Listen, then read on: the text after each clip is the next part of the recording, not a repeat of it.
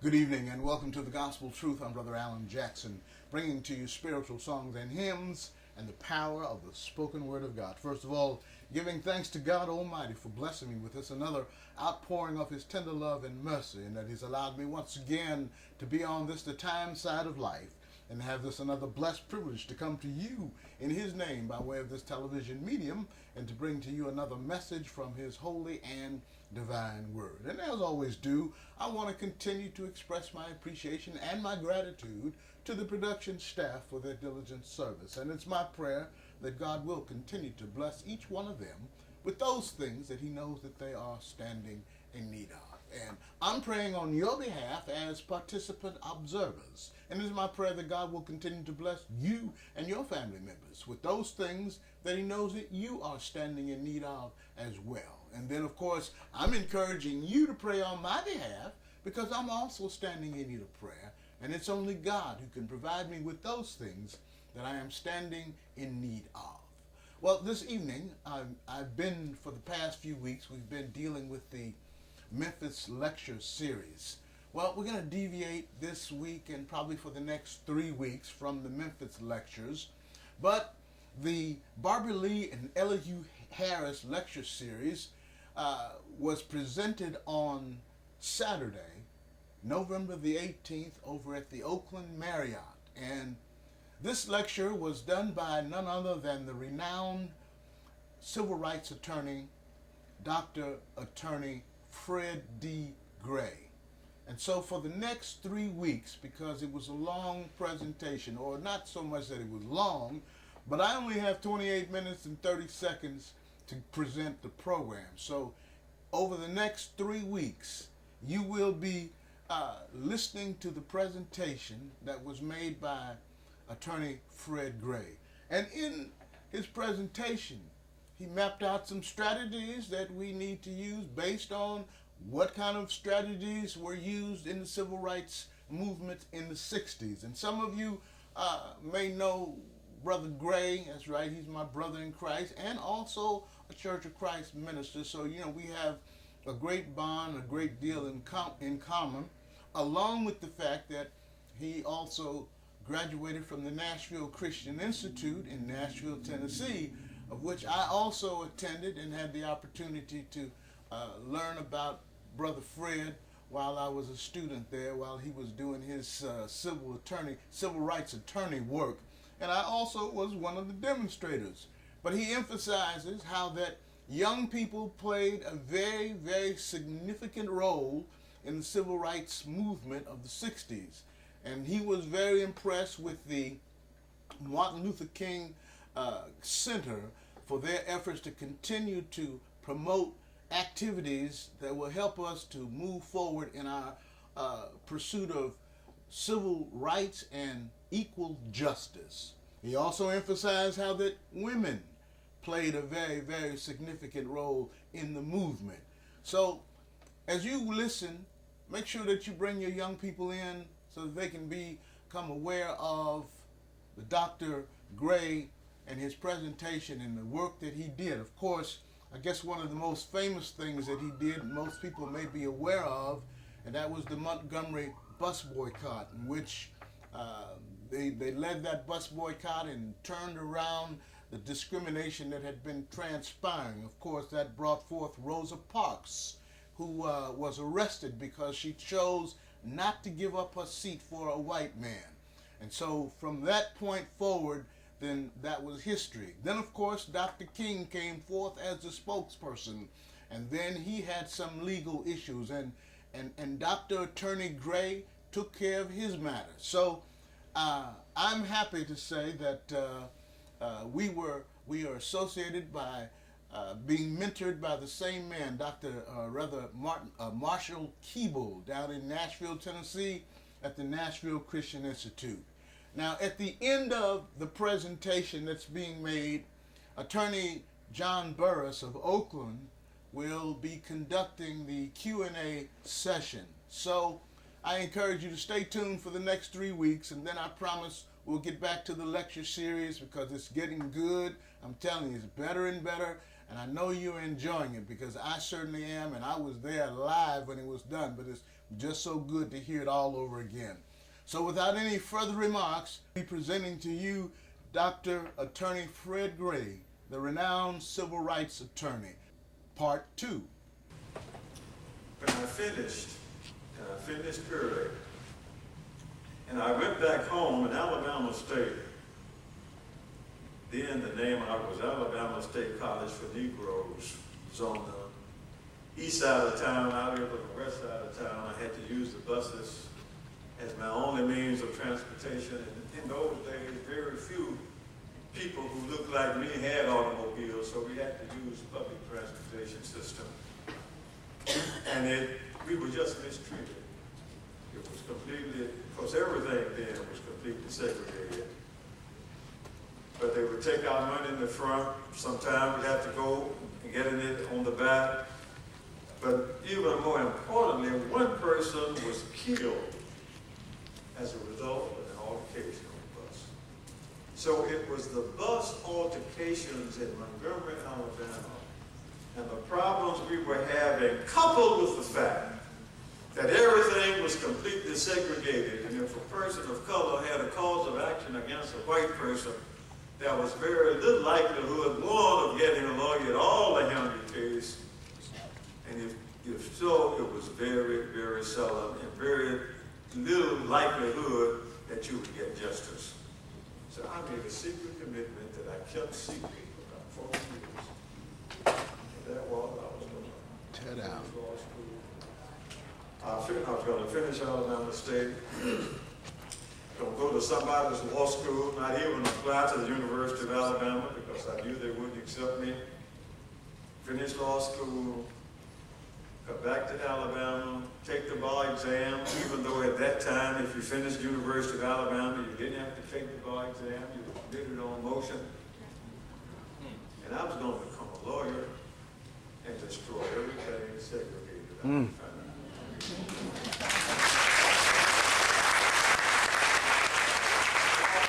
Teenager to have that kind of attitude or that type, I was thinking out of the box.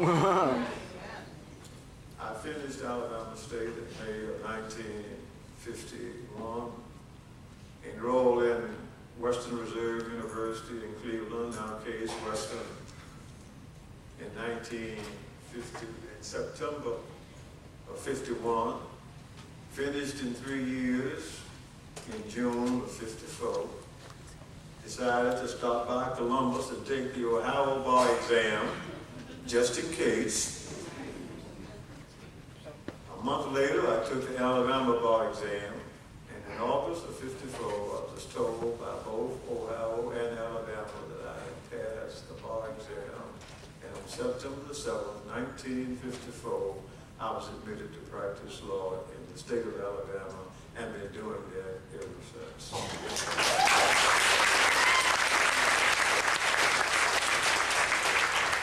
So you now know the background. So I was determined, now that I'm ready to practice law, like any other young lawyer, the white lawyers wouldn't accept me in their office. And at that time, there were no lawyers, no black lawyers. There was only one black lawyer in Montgomery. But to make a long story short, I opened my office. And you know about Mrs. Rosa Parks, and you know about Dr. King, and you know something a little bit about the Montgomery Bus Boycott. But just keep in mind, and I'll talk with you about it a little later, there's another person, I said this, and I want it up front because young people is very important. Young people played a very major role in the civil rights movement. Yes, sir. And I want you to remember, some of you have never heard of her, but in recent years you have, but I've been talking about her ever since March the 2nd, 1955, which is the day that Claudette Cardin did what Mrs. Rosa Parks did, but did it 9 months before, without any training, any preparation, or anything else, and not knowing what was going to happen after she did what she did. Since it is that incident, that's why I want to talk with you a little bit and tell you what this young lawyer did in Montgomery, Alabama, a few months before the Montgomery bus boycott. And then I want to talk with you a little bit about what I did, and it wasn't just me, I did it in conjunction with others afterwards. Because the things that took place, and you read about the Montgomery bus boycott, and you have a son named after Dr. Martin Luther King, and most of you don't even know how he got to where he was. Well, all you know is that he was the pastor, and he ended up leading the bus boycott. Let me tell you about how it happened. some things in Montgomery. First of all, I knew and conferred with Mr. E.D. Nixon. I remember the name. If you ever think about the Montgomery bus boycott, and you can't think about civil rights in Montgomery unless you think about E.D. Nixon. Because E.D. Nixon was a Pullman car porter who had been working on civil rights in Montgomery for years before December of 1955. He was a personal friend of ours. As a matter of fact, his wife was a member of the same church that I was a member of, Oak Free Church of Christ in Montgomery. And she used to teach me when I was just a little tot in the Sunday school class. So we knew him. And when I came back to go to college, I saw Mr. Nixon. And if any person of color had a problem, they would always want to, if it's a racial problem, they'd go to Mr. Nixon, because he would be the one to do it. He had been president of the branch of the Montgomery, the NAACP, and the president of the state conference of branches. So I established a working relationship with him, and he encouraged me to be a lawyer, and he was always looking for lawyers. So it was important, and he played a major role in the movement. Secondly, I knew Mrs. Rosa Parks before December 1st, 1955. Ms. Parks had been working in civil rights also with Mr. Nixon for years before then.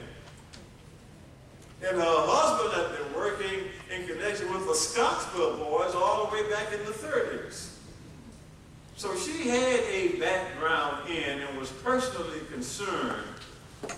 And when I was a student at Alabama State, and she was youth director and secretary of the Montgomery branch, I became a member and got to be a very good, close friend to others. So she was very interested in me becoming a lawyer and very interested in me becoming successful.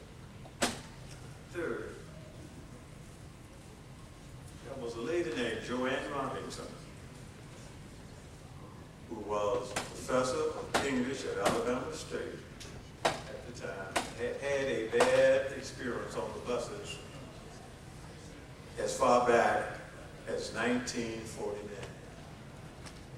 She is now, in 1955, chairman of the Women's Political Council, which was an organization of black women. Most of them were teachers at Alabama State, and their whole purpose was to improve the conditions of African Americans, and particularly young African Americans. Then there's Claudette Carter. Claudette was a 15-year-old girl who lived in a section of Montgomery that was surrounded by whites, and all the black kids, and only about 3 or 4 streets up there that they lived on, they had to use the public transportation system. So they'd have to ride downtown, transfer, get a bus, come back, She was sitting on the seat on March the 2nd, 1955, not in the reserved 10 seats for whites, but she was asked to get up. There were more people who came on the bus. And as a result of that, she was arrested. E.D. Nixon recommended me to her parents. I represented her. We started and talked about a bus boycott then. We didn't do it. They talked us out of it. But she was my first client, the first one that I represented and raised the issue. They claimed that she was a delinquent, but she wasn't a delinquent. She was an honest student. They wanted to enforce the segregation laws. And then there's another thing. You know, women have played, I talked about young people, women have played a major role in the civil rights movement.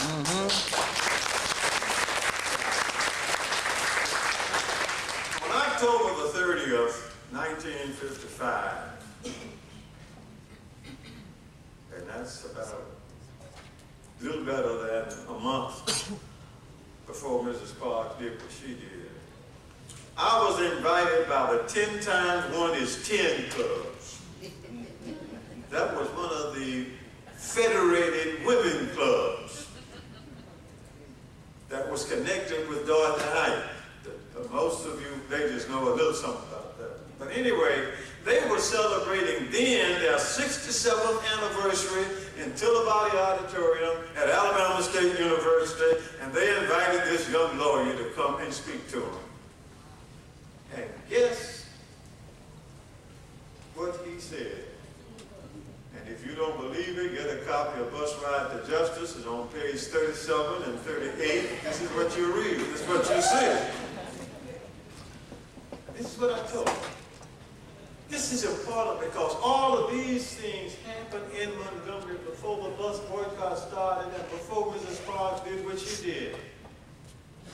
And I'll only read a little bit of it. We must be alert. We must be diligent.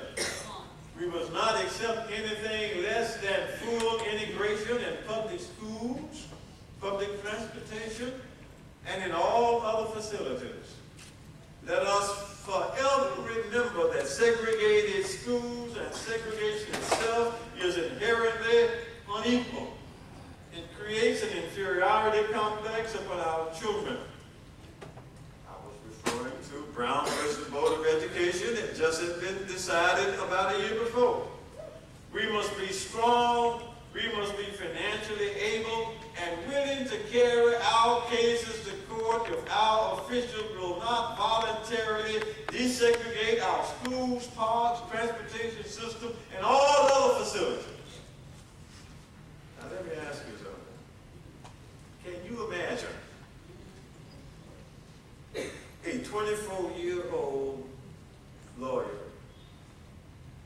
talking to these women who could be old enough to be his mother, grandmother, and great-grandmother, and telling them, and many of them were teachers in segregated schools, telling them what they had to do and what they ought to do about ending segregation. But you know what? They didn't criticize me. Instead, they ended up supporting the bus boycott. Now, what I have shown you, these events, the events involving E.D. Nixon, involving Rosa Parks, involving Joanne Robinson, involving Claudette Colvin, involving these women at the 10 times 1 is 10 club, all of that led up to and helped us be successful in beginning the bus boycott. So what I said to you, young lawyers, as you start, and those of you who are interested in civil rights and anything else, you can't do it by yourself. You're going to have to find people, one, who are more experienced than you are, who's working in the field, and do it. Now let me tell you 2 or 3 other things, and I know my time is passing. But let me tell you a couple of things that happened on and after December 1st, 1955. First of all, on December 1st at noon, I had my usual luncheon with Miss Parks. She worked at a department store a block and a half from my office, and every day for about a year since I started practicing law, for lunchtime, she would come to my office, we'd share our little lunches, and we would eat, and we'd talk about conditions. We talked about the conditions, how bad schools were, and how bad segregation was.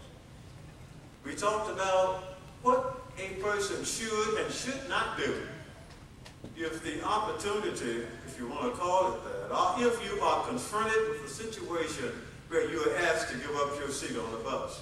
So she knew what to do. And then we ended that meeting, and before I told her that I had to go out of town that day, and she ended up going back to her work, and I went out of town.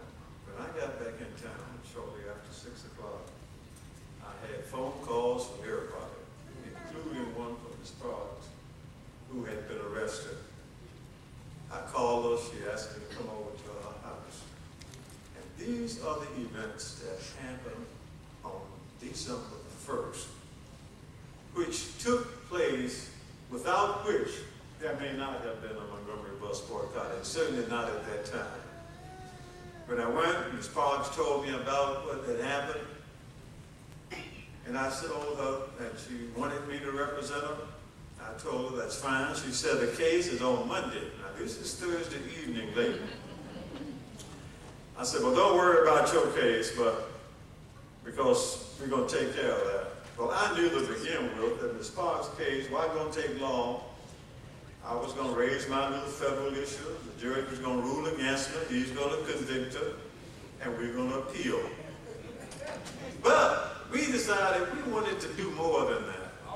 And Joanne Robinson was really the lead person on this whole idea, going back to the experience she had had.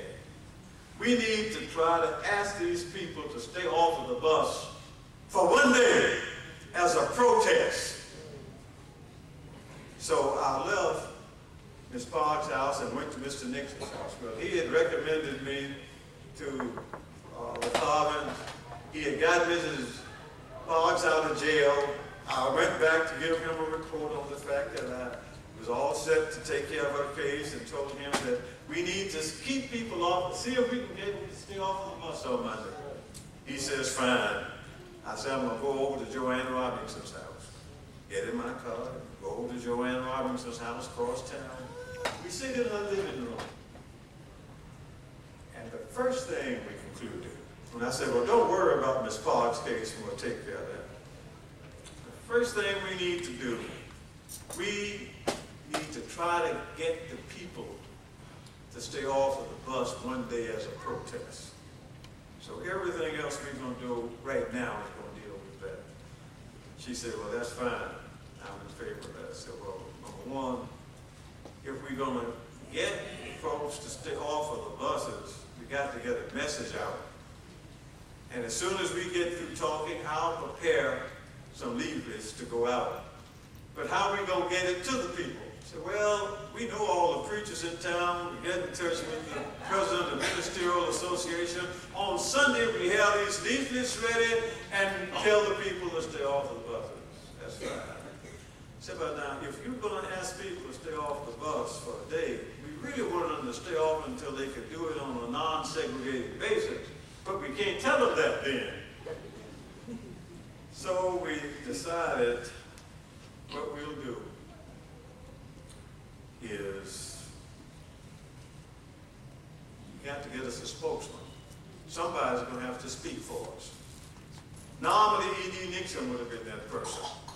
But there was another black leader in town whose name was Rufus Lewis. He had been a coach at Alabama State. On the nightclub, there was a citizens club, and in order to be a member, you had to be a registered voter. He had some followers. E.D. Nixon had followers. We wanted both of their followers. And knowing our people as we do sometimes, we decided, why don't we get somebody else to be the spokesman and then give those two persons good supporting roles? Joanne Robinson says, fine. I know who the spokesman ought to be. She said, my minister, Dr. King, haven't been here long, haven't been involved in civil rights activities. Nobody hardly know him except members at Dexter. But one thing he can do, and that's to move men. He can move people with words. I said, fine, let me then tell you what these other two men need to have, because they need key supporting roles if we're going to have their support. It was good as far as I knew E.D. Nixon, president of a member of the Pullman Car Porters Union, knew A. Philip Randolph, the black labor leader in New York, who was his president. And if he's leading a movement in Montgomery, he could get him to help raise some money, make him the treasurer. And I said, what are we going to do with rules? So much you can do with voter registration and getting people to the polls and then having somebody accountable. But I says, his wife, thank God for the wives, is co-owner of the largest funeral home in town. And funeral home own cars. And cars are what we need in order to transport people where they get to go. Let's make him chairman of the transportation committee. Only one other job out there now, and that, who's going to do the legal work? Well, here am I, me. We put those things together. It could not be told then that what Joanne Robinson was doing. It couldn't be told what I was doing, if so they would have disbarred me. They tried for a long time, and then they finally gave up and decided to make me president of the state bar association. But those facts, and I've taken time to give them to you, and they're not hidden. I wrote Bus Ride to Justice initially in 1995, and basically all that information is in it, but you have to be able to get it. So then, the problems we have now are the same problems we had before November the 8th. The solution to those problems are things that we need to realize. But there's one other thing I need to tell you, which is very important about this whole plan. Once we got things going, and once the leaflets got out, and once we had Miss Parks' trial, and once we had the official meeting, and then had the meeting at Hope Street Baptist Church, and when all 5,000 people crowded all around the church, and when they heard Dr. King speak, Joanne and I sat there and looked at each other and said, well, I think our plans are successful. And the rest started is history. Because we laid the foundation that ended up making